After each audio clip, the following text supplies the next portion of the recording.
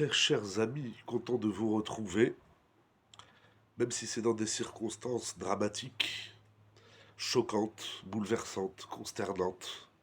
La guerre en Eretz Israël, l'insécurité du peuple d'Israël. Am Israël Chai Vekayam, le peuple d'Israël est vivant et restera en vie, au-delà de la fin des temps. C'est les promesses de la Torah.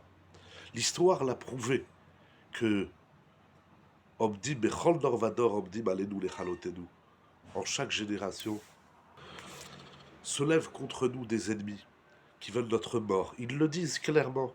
Ils crient mort aux Juifs dans les diverses manifestations qu'on voit ici et là. Ce n'est pas l'heure des critiques, ce n'est pas l'heure, je ne sais même pas si c'est l'heure de la remise en question. La souffrance est telle qu'on en perd la raison. Et c'est ça qui est difficile. Il faut garder notre Yishuvadat. Il faut se renforcer dans l'étude de la Torah, dans les midot, dans la tfila, dans la tzedaka, dans le chesed, dans la hardout. On voit combien le clan Israël se solidarise de manière générale et en particulier dans ces moments dramatiques de guerre.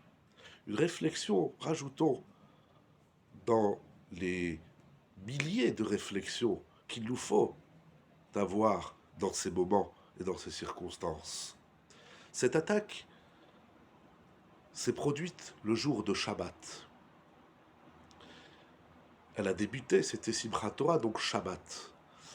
Ce qui est incroyable, et a plongé donc le peuple d'Israël dans une guerre, dans un chaos.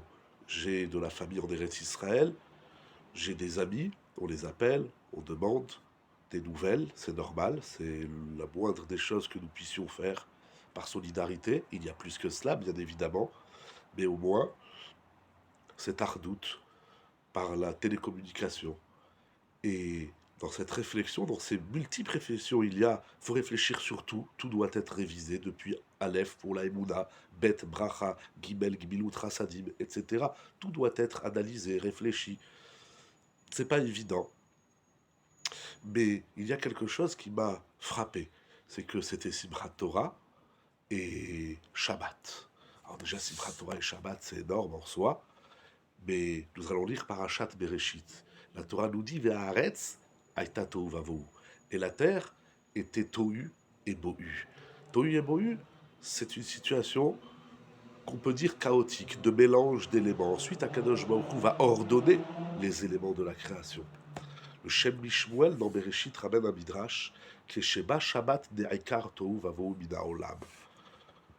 Incroyable ce midrash. Lorsqu'Akadosh Baruch Hu, lorsque Dieu a mis en place le jour de Shabbat, eh bien le Tohu Vavohu a disparu du monde. C'est Shabbat qui fait disparaître le Tohu Vavohu. C'est le Shabbat qui met de l'ordre dans la création du monde.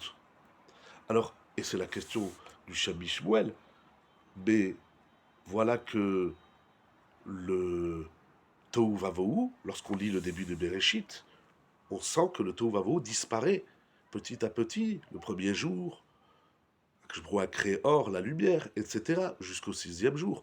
Donc ce n'est pas Shabbat qui a nettoyé le monde du chaos, du Tohu Vavohu en tout cas. Pourquoi le Midrash nous dit que c'est Shabbat? Il y a dans Shabbat, nous explique le Shem Mishmuel, je vais essayer de vous lire une phrase. Il dit que Shabbat apporte le Da'at. Abirur na'aseh al yedei bechinat ha'da'at. בשבת תכתיב ויכל אלוקים ביום השביעי אשר עשה נקרא שנעקר ולעומתו הופיע בחינת הדעת. C'est incroyable. Le Shem Mishmuel nous dit que le Shabbat est synonyme de conscience, de réflexion, de pensée. Alors on est dans un monde qui va à une vitesse phénoménale. La course du monde de la vie ne nous laisse pas toujours tranquilles. Et Shabbat est censé apporter du da'at, de la conscience, de la réflexion, sans aller dans les choses philosophiques, mais une conscience de la vie, une conscience de ce que nous faisons dans notre vie, une conscience de notre Torah et de notre foi en Akadosh Baruch Hu. Cette attaque qui a lieu le Shabbat, personne ne nous dira pourquoi et comment. On n'a pas de prophète, On n'a pas le Kohen Gadol, on n'a pas les éléments nécessaires pour comprendre le pourquoi, ni le comment. Tout nous échappe. Mais nous avons des textes sacrés, nous avons notre sainte et belle Torah qui nous éclaire. Shabbat, c'est le date. Et c'est certainement une des choses, une des milliers de choses qu'il nous faut penser, réfléchir, voire corriger. Où nous mettons notre tête, notre pensée? Nous sommes Shabbat Bereshit qui arrive à grands pas, nous sommes déjà mercredi, et veille de Shabbat Bereshit, il faut se renforcer dans le Shabbat. Shabbat, c'est la bracha, mais corps à bracha.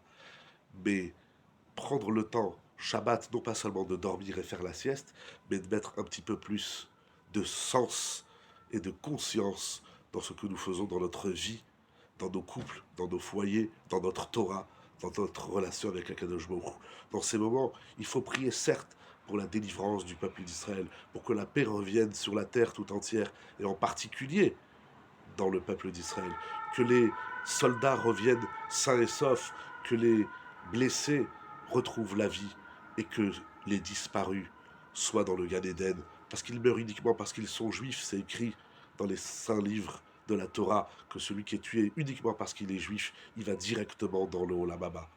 Et que par le mérite du Shabbat, dans son âme et conscience, nous apporte délivrance, nous apporte que du bonheur, pour nous, pour tout Israël.